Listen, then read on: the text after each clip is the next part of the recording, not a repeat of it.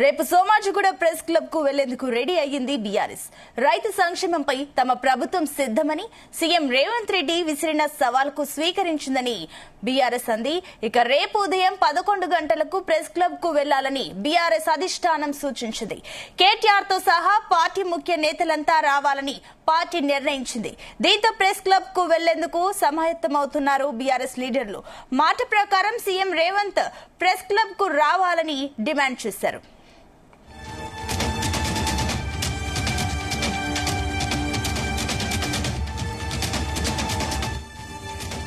ఇదే అంశానికి సంబంధించి మరిన్ని డీటెయిల్స్ మా బ్యూరో చీఫ్ నరేందర్ అందిస్తారు. నరేందర్, రైట్ సునీత, రీసెంట్ గా సీఎం రేవంత్ రెడ్డి ఒక వ్యాఖ్య చేశారు. బీఆర్ఎస్ ఉద్దేశించి ఫామ్ హౌస్ లో ఉన్నటువంటి కేసీఆర్ బయటకు వచ్చేసి మా సవాలు స్వీకరించాల్సిన అవసరం ఉంది, అసెంబ్లీకి రావాల్సిన అవసరం ఉంది. అదే సమయంలో బయట ఎక్కడైనా దేనికైనా సిద్ధం, మేము ఈ ప్రభుత్వం ఎన్ని కార్యక్రమాలు చేసిందో, ఎందుకంటే రైతు రుణమాఫీ ఏ రకంగా చేసింది, అదేవిధంగా మన రైతు భరోసా ఒకేసారి ఇన్ని వందల ఎకరాలకు ఇన్ని వేల ఎకరాలకు ఏ రకంగా రైతు భరోసా ఇచ్చింది, ఇట్లా చాలా అంశాల మీద మేము దేనికైనా సిద్ధంగా ఉన్నాం, వైట్ పేపర్ రిలీజ్ చేద్దాం అనేటువంటి వ్యాఖ్యల్ని ఆయన చేసే ప్రయత్నం చేశారు.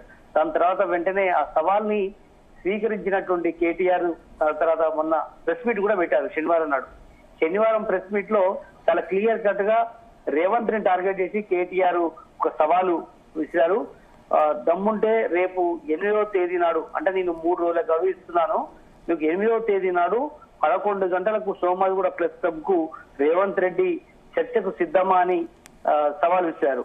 మీ రేవంత్ రెడ్డి మీతో పాటు మీరు ఎంతమంది వచ్చినా కూడా మేము రావడానికి సిద్ధంగా ఉన్నాం. నేను మా ప్రజాప్రతినిధులు కొద్దిమంది మాత్రమే వస్తాం, కొంతమంది ఎంపీలు కావచ్చు, కొంతమంది ఎమ్మెల్సీలు ఎమ్మెల్యేలు మాత్రమే వస్తాము. అక్కడ తాడో పేడో తేల్చుకున్నాము, రైతులకు ఎవరు ఏం చేశారో చర్చిద్దామని కూడా రేవంత్ కు ఆయన సవాల్ చేశారు. దాని తర్వాత జరిగినటువంటి పరిణామాలు మనం చూసాం. శనివారం సాయంత్రం కూడా చాలా మంది సీతక్క గాని, పొన్నం ప్రభాకర్ కావచ్చు, ఇట్లా చాలా మంది కూడా కౌంటర్ గా మాట్లాడినటువంటి పరిస్థితి. ఆయనకు రేవంత్ రెడ్డికి కేటీఆర్ రావాల్సిన అవసరం ఏం లేదు, కేసీఆర్ వస్తేనే దాన్ని స్వీకరించడానికి అవకాశం ఉంటది. అయినా మేము కేసీఆర్ ని రమ్మన్నాం కానీ కేటీఆర్ రమ్మనలేదని కూడా చెప్పడం జరిగింది. మేము ఏ క్షణమే బహిరంగ ప్రదర్శనలకు అసెంబ్లీకి వస్తే రావచ్చు కదా అనేటువంటి విషయం కూడా సీతక్క గాని, పొన్నం ప్రభాకర్ కూడా మాట్లాడినటువంటి సందర్భం. వాస్తవానికి అసెంబ్లీకి రాకుండా తప్పించుకున్నదే కేసీఆర్. ఇప్పటికీ 18-19 నెలలుగా ఏ ఒక్కనాడు కూడా సభలో చర్చించడానికి ఎన్నిసార్లు చెప్పినా కూడా రావట్లేదు కేసీఆర్ అని కూడా వాళ్ళు గట్టిగానే కౌంటర్ ఇచ్చినటువంటి పరిస్థితి ఉంది రేవంత్ రెడ్డికి. అయితే ఈ రోజు కూడా ఒక మీటింగ్ జరుగుతుంది బీఆర్ఎస్ భవన్ లో. ఈ రోజు మరోసారి కూడా ఆయన 8వ తేదీకి సంబంధించినటువంటి అంశం మీద మాట్లాడే అవకాశం ఉంది. ఖచ్చితంగా రేపు ఈ పార్టీకి సంబంధించినటువంటి ముఖ్య నేతలు హరీష్ రావు గానీ, కేటీఆర్ కావచ్చు, ఆ పార్టీకి సంబంధించినటువంటి ప్రజాప్రతినిధులంతా రేపు సోమాజిగూడ ప్రెస్ క్లబ్ కు రావాలనేటువంటి నిర్ణయానికి అయితే ఇప్పటికే సూత్రప్రాయంగా నిర్ణయించుకున్నారు. కేసీఆర్ కూడా దీని మీద చాలా సీరియస్ గానే ఉన్నారు. పార్టీలో ఉన్నటువంటి ముఖ్య నేతలందరూ మీరు సోమాజిగూడకు వెళ్లి తాడోపేడ తేల్చుకోండి అని కూడా చెప్పినట్టుగా కూడా సమాచారం ఉంది. కనుక అక్కడి నుంచి ఎట్లాగూ రేవంత్ రెడ్డికి ఢిల్లీ షెడ్యూల్ ఉన్న నేపథ్యంలో ఆయన ఎట్టి పరిస్థితిలో కూడా వచ్చే అవకాశం లేదు. అదే సమయంలో ఆ మాట కూడా ఆయన స్వీకరించలేదు. కనుక ఆ పార్టీకి సంబంధించినటువంటి మంత్రులు గాని, అదేవిధంగా ఎంపీలు గాని, ఎమ్మెల్యేలు గాని కూడా అక్కడికి పంపించే అవకాశం కూడా కాంగ్రెస్ పార్టీ చేయట్లేదు. కనుక ఇది కేవలం మాటల గానే ఉంది తప్ప ఎక్కడ కూడా ఇది ప్రాక్టికల్ గా సోమాజిగూడ ప్రెస్ క్లబ్ వేదిక చర్చ జరిగే అవకాశం అయితే కనిపించట్లేదు. అయితే ఆ మాటకు మేము సవాల్ స్వీకరించి మేము 8వ తేదీ నాడు రమ్మన్నాం కాబట్టి మేము వస్తాము, వాళ్ళు వస్తారో రారో తర్వాత సంగతి కూడా ఇప్పటికే బీఆర్ఎస్ పార్టీ నేతలు హరీష్ రావు గాని, కేటీఆర్ చెప్పిన నేపథ్యంలో ఖచ్చితంగా రేపు చాలా హాట్ గా ఉండే అవకాశం ఉంటుంది. 11 గంటలకు సోమాజిగూడ అంటే ఖచ్చితంగా 9-9:30 నుంచి తెలంగాణ భవన్ లో పోలీసులు పెద్ద ఎత్తున మోహరించే అవకాశం ఉంటుంది. అదేవిధంగా సోమాజిగూడ ప్రెస్ క్లబ్ దగ్గర కూడా మోహరించే అవకాశం ఉంటుంది పోలీసులు. వాస్తవానికి ఇక్కడ నుంచి సోమాజిగూడ దాకా పోనిస్తారా లేదా అనేది ఇప్పుడు డౌట్ గా ఉంది. ఎందుకంటే రైతు సమస్యల మీద కానీ, నీళ్ల సమస్యల మీద కానీ మొదటి నుంచి ఫైట్ చేసిందే బీఆర్ఎస్ పార్టీ. చింతమడక గానీ, కొండారెడ్డిపల్లె గానీ ఎక్కడికైనా రావడానికి మేము సిద్ధంగా ఉన్నాం, రేవంత్ రెడ్డి చర్చకు సిద్ధమా అని కూడా వాళ్ళు సవాల్ చేసినటువంటి పరిస్థితి మనం చూసాం. బీఆర్ఎస్ పార్టీ నిజం ఒప్పుకున్నటువంటి వ్యక్తులైతే మరో రకం ఉంటారు, అబద్ధం మాట్లాడిన వ్యక్తి ఎవట రేవంత్ రెడ్డి అంటారని కూడా సెటైర్ చేసినటువంటి పరిస్థితి కూడా మనం చూసాం. కనుక కేసీఆర్ ఇచ్చినటువంటి ఉద్యోగాలు రేవంత్ రెడ్డి ఎక్కడిచ్చాడో చెప్పాలని కూడా ఆయన చెప్పారు. 4,000 పెన్షన్ గానీ, 2,500 రూపాయల కోసం మహిళలు ఎదురు చూస్తున్నారన్న విషయాన్ని కూడా గుర్తు చేసుకోవాలని కూడా చెప్పారు. అదే సమయంలో 100 సీట్లు గెలుస్తాము, సంక్షేమ పథకాల అభివృద్ధి పెద్ద ఎత్తున జరుగుతుందని చెప్పిన నేపథ్యంలో టీఆర్ఎస్ సంబంధించిన లీడర్లు కూడా చెప్పారు 100 సీట్లుగా వాళ్ళ బొందన అనేటువంటి విషయం కూడా ఈయన మాట్లాడినటువంటి సందర్భం కూడా అది కూడా పెద్ద ఎత్తున సంచలనం కలిగించింది. అదేవిధంగా ఇట్లా చాలా అంశాలు కూడా మాట్లాడారు. ఎరువులకు చాలా ఇబ్బంది జరుగుతుంది రాష్ట్రంలో. అదే సమయంలో విత్తనాలకు సంబంధించినటువంటి కూడా ఎక్కడ దొరకక రైతులు తీవ్ర ఇబ్బందులు పడుతున్నారన్న విషయాన్ని కూడా చెప్పే ప్రయత్నం చేశారు. బీసీలకు 42% సంబంధించినటువంటి రిజర్వేషన్లపై బీఆర్ఎస్ మొదటి నుంచి ఫైట్ చేస్తూ వస్తుంది. కాంగ్రెస్ కామారెడ్డి డిక్లరేషన్ లో చెప్పి ఆ మాట తప్పించుకున్నటువంటిది కాంగ్రెస్ పార్టీని. కనుక చాలా ఇచ్చినటువంటి హామీలు ఏవి కూడా ఇప్పుడు నెరవేరని పరిస్థితిలో ఈ కాంగ్రెస్ పార్టీ ఉంది. రేవంత్ రెడ్డి మొత్తం అబద్ధాల కూరు అంటూ కూడా కేటీఆర్ ఆరోపణ చేస్తున్నటువంటి నేపథ్యంలో దీని మీద ఖచ్చితంగా చర్చకు సిద్ధంగా ఉన్నాము. అందుకనే ప్రిపేర్ అయ్యి రావాలి అన్నటువంటి పదం కూడా పదే పదే రేవంత్ రెడ్డి వారు. అందుకని మేము 3 రోజులు టైం ఇస్తున్నాం.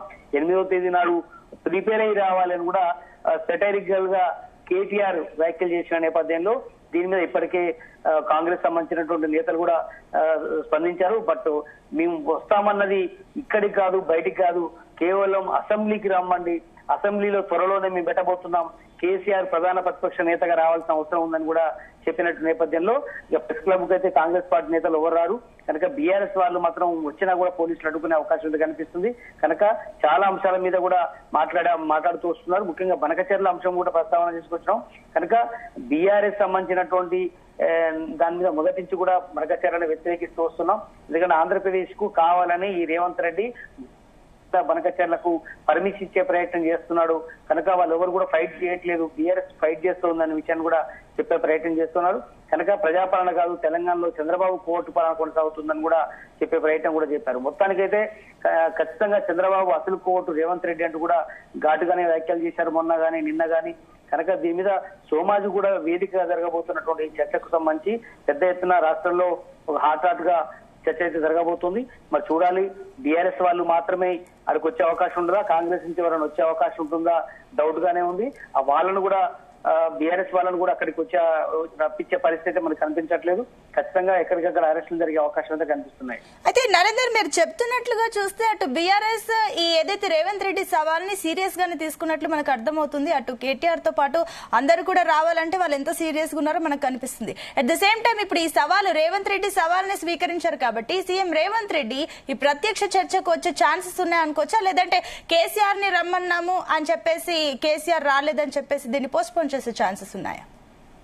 ఖచ్చితంగా అదే రోజు కేటీఆర్ మాట్లాడిన రోజే పొన్నం ప్రభాకర్, సీతక్క ఇద్దరు మంత్రులు కూడా గట్టిగానే రిటర్న్ కౌంటర్ ఇచ్చినటువంటి పరిస్థితి కూడా మనం చూసాం.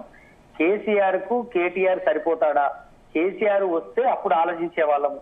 అయినా బహిరంగ ప్రదేశాలను లేదంటే సోమాజిగూడ ప్రెస్ క్లబ్ లో, బషీర్బాగ్ ప్రెస్ క్లబ్ కు మేమెందుకు రావాలి, రేపొద్దున ఎక్కడో అక్కడ కళ్ళు కంపౌండ్ కూడా రమ్మన అనే అవకాశం ఉందని కూడా పొన్నం ప్రభాకర్ చాలా ఘాటుగానే సెటరికల్ గా కౌంటర్ ఇచ్చినటువంటి పరిస్థితి కూడా మనం చూసాం.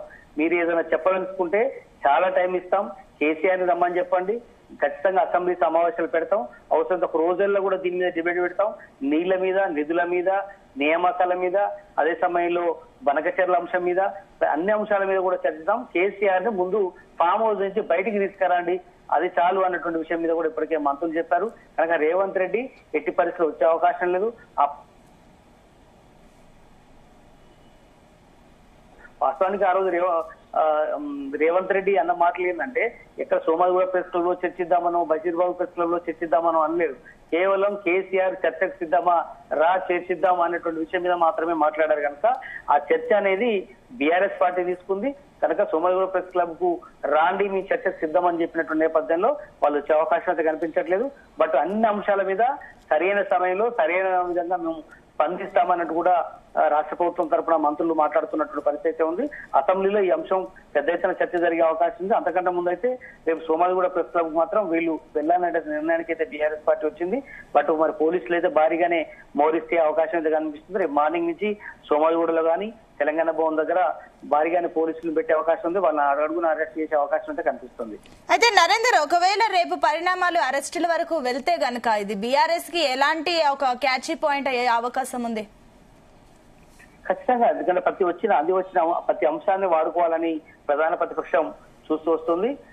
ఎందుకంటే కేంద్రంలో ఉన్నటువంటి బీజేపీ ఈ స్థాయిలో చేయకపోదు. ఎందుకంటే అక్కడ ఆల్రెడీ కేంద్రంలో ఉంది కాబట్టి కొన్ని అంశాల మీద సయోధ్యకు వచ్చే అవకాశం ఉండదు. కేవలం తెలంగాణ కోసం కొట్లాడినటువంటి బీఆర్ఎస్ పార్టీ ప్రజెంట్ రాష్ట్రంలో ప్రధాన ప్రతిపక్ష హోదాలో ఉన్నటువంటి బీఆర్ఎస్ పార్టీ ప్రధానంగా కాంగ్రెస్ టార్గెట్ చేస్తూ వచ్చింది. ఎందుకంటే తెలంగాణ ఇచ్చినటువంటి పార్టీ కాంగ్రెస్ అని చెప్పినప్పటికీ కూడా 10 ఏళ్ల పాటు కాంగ్రెస్ కు అధికారంలోకి దూరంగా ఉన్నటువంటి కాంగ్రెస్ పార్టీ కనుక బీఆర్ఎస్ పార్టీ 10 సంవత్సరాల అధికారంలో ఉండి కాంగ్రెస్ పెట్టింది.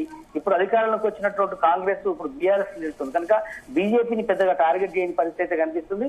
కనుక ఈ అంశాన్ని బీఆర్ఎస్ పార్టీ చాలా సీరియస్ గా తీసుకుంటుంది.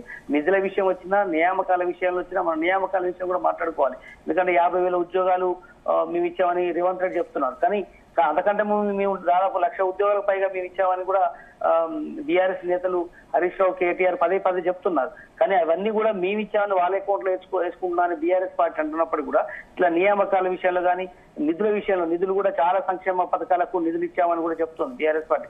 కానీ వాస్తవానికి వేరే రకంగా ఉన్నాయని ఇప్పుడు రేవంత్ రెడ్డి చెప్తున్నారు. ప్రాజెక్టులకు సంబంధించి కూడా మొదటి నుంచి చెప్తున్నారు. బనకచర్ల విషయంలో కానీ కాళేశ్వరం విషయంలో కానీ ఖచ్చితంగా ఇది తక్కువ తరగతిగా ఉందని కూడా కాంగ్రెస్ పార్టీ అధికారంలోకి వచ్చిన తర్వాత మాట్లాడుతూ వచ్చింది. అంతకంటే ముందు ప్రతిపక్షంలో ఉన్నప్పుడు మరో రకంగా మాట్లాడింది. బట్ ఏదైనా కూడా ఇప్పుడు నియామకాలు, ప్రాజెక్టులు ఈ అంశాల మీదనే పెద్ద ఎత్తున బీఆర్ఎస్ కు కాంగ్రెస్ కు పెద్ద ఎత్తున పంచాయతీ అయితే నడుస్తుంది. బట్ అందుకనే ప్రతి అంశాన్ని కూడా బీఆర్ఎస్ పార్టీ అధికార పార్టీ ఎక్కువ పెట్టాలనే ప్రయత్నం అయితే చేస్తుంది. రేపు అదే అంశం మీదనే ఎక్కువ పెట్టాలని చూస్తుంది. ఒకవేళ రానియకపోతే ఖచ్చితంగా మేము చర్చకు నుంచి పారిపోయింది అని కాంగ్రెస్ నిందేసే అవకాశం అయితే కనిపిస్తుంది. ఒకవేళ వీళ్ళు వచ్చినా కూడా అట్టించి ఎవరు రారు కాబట్టి ఒకళ్ళు రాలేదని కూడా చెప్పే అవకాశం ఉంది. కనుక ఏదైతే కూడా దాన్ని అడ్వాంటేజ్ గా బీఆర్ఎస్ పార్టీ తీసుకునే అవకాశం అయితే కనిపిస్తుంది. Right Narender, thank you.